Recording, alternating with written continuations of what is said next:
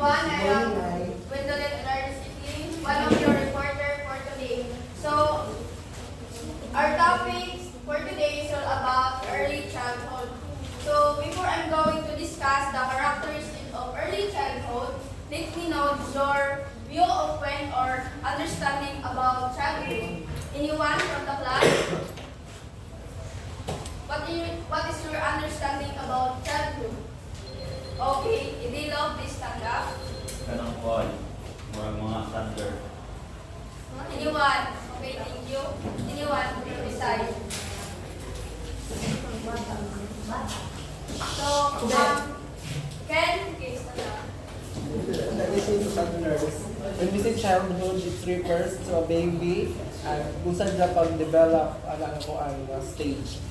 Okay, pag mayon ganit ang childhood is kanang atong mga kaagi katong bata-bata from yanak tahan to nag-develop padulong hidamot ta. So bitang tanan is niya kita pagka childhood. So now we're going to discuss about early childhood. Pag bitang early, bata pa or sayo pa. So this is what is early childhood? Early childhood refers to the period of a child's life between the age of 3 and 5 years old. So, ang early childhood is ang iyang edad sa bata is nasa sa 3 until the 5 years old siya. So, muna iyang mga stages. So, now let's proceed to the characteristics of an early childhood. So, this is an example of an early childhood. Diba, bata pa? Baby pa siya. So, ikaw na? Ikaw na, 9? Dili, anak sa lumusor? Iyo. Ay, hindi ka nila source sa lang. Di ba na ano sa kuhaan yung John? Muna yung eldest and hindi mo yung youngest.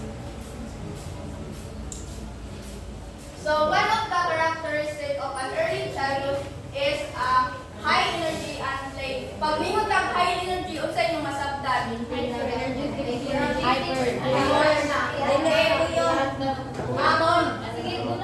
Okay. Ang mga bata din na edad sa 3 hangtod 5 years old is lingas or kanang taas physical energy ba. Children are constantly active, playing and exploring their surroundings. So it means sa mga bata din pag abot sa dula is dili gyud sila dali kapuyon or active sila mismo. And also kanang hilig dito sila mag-explore o kanang lain-lain ng mga surroundings. They sleep, play, and run all day long. So, ang mga bata dere is kana bitaw, di ba kita sa una is mutakas man ta and hilig ta og magkanang dagan-dagan o magdula. Di ta mapuyon bisan pag mag-isang adlaw pa na.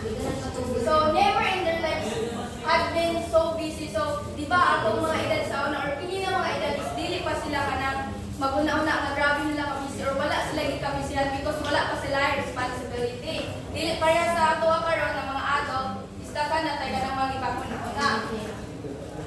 So nag-focus ulit sila sa kanang kung asa sila malingaw. Una ilahang stage, high energy and they also sa ila ang kanang mga dula or mga activities na makalingaw sa ila. So there, muna mga example ng mga activities sa mga bata or sa mga early childhoods na malingaw sila. Diba? Na sila yung dula, basta na makikilig sa ilang mga playmates. Kalipod na mga bata is naan sila sa early childhood. Ang ilang edad ani na sila sa 3 hangtod 5. So, sa kaning early childhood na sila 2 types of motor skill development. So, the one type is gross motor skill. So, pag may gross motor skill, is kana ito pa-develop nila sa ilang tiil. Parang ng walking o running, diba? Sa ilang ng tail ang ilang gamit. And sa fine motor skill is kanang sa ilang kamot sa writing o drawing. So that is the 2 types of motor skill na ma-develop sa early childhood. So the next characteristic of an early childhood is developing imagination and creativity. So from the word imagination, ano sa inyong masabtan? Pag may creativity.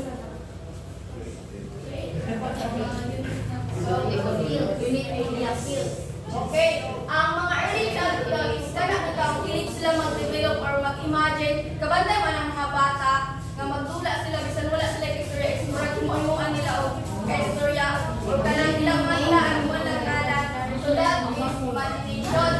And hilig po sila mag-create og kanang mga maguna-una sila mga appearing, mga superman, diba? Hilig sila ana. And also creativity. There is a early childhood, di ba, nag-eskwela naman na sila o kinder or grade 1 o nursery.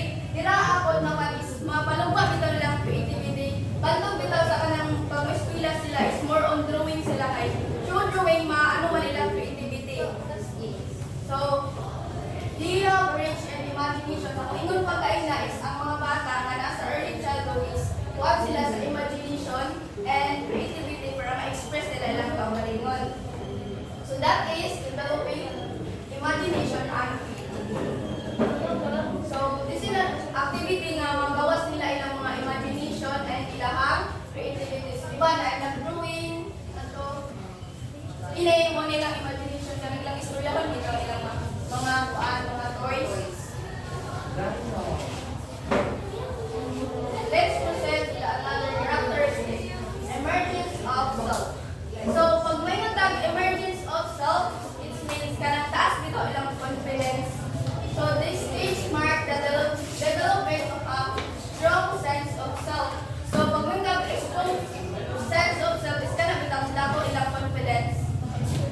Children began to understand their individuality and uniqueness. So, ang early childhood is kanang nasabtan na bitaw nila ilang kung unsa sila as individual and also ilang uniqueness. Totally unique, not to be confused with any other. So, nakuha nila sila kaugalingon na unique sila, dili nila i-convert bitaw ilang kaugalingon. Kahit hindi magod ang mga edad, dili pa sila makabuok insecurities, di pa yan nato karon. Mabraki na siya mga insecurity dahil lahat naman ang klase na tawag ko ma-interact with other. Oo. Change ko na itong environment. Pero sa ila, taas silang confidence, pero parang hindi nila i-compare lang kaugalingon sa lain. So that is emergence of self. Next one is social growth. So pag may tagpoy na social, dun sa inyong mag-socialize o mag-interact sa mga tao. So diri po na stage sa early childhood, children's social world discover new people and places. So sila rin naman na is kinahanglan bitaw nila makanang mag-interact sila sa uban para dili bitaw sila maulaw or di ba ang mga bata na kanang kinakulong rice, aggressive sila pagkaulon. So para mo develop ilang kanang social interaction para di sila maulaw sa mga toys, kailangan mo sila ipamit bitaw og kanang mga new people o kanang dalon mo siya sa mga place na bago sa ilaha. Dili mo siya kailangan ikulong kay pag ikulong mo siya kay naay kanang posibilidad na may siyang aggressive sa mga tao kung doon siya is manumbag or basta di siya ganahan interact.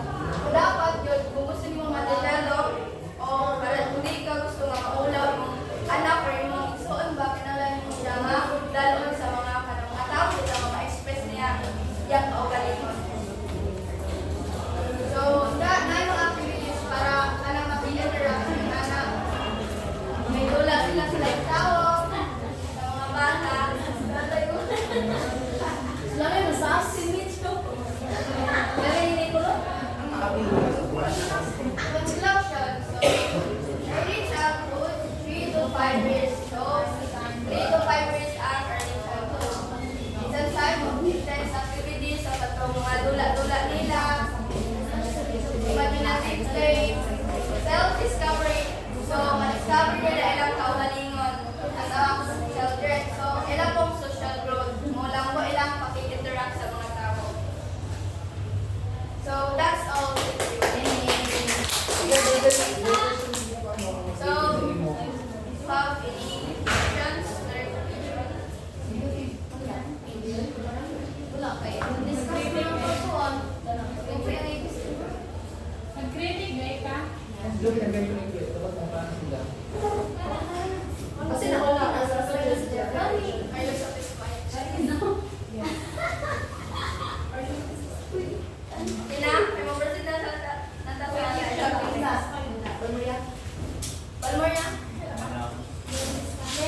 Kasi si Kuan Miras daw.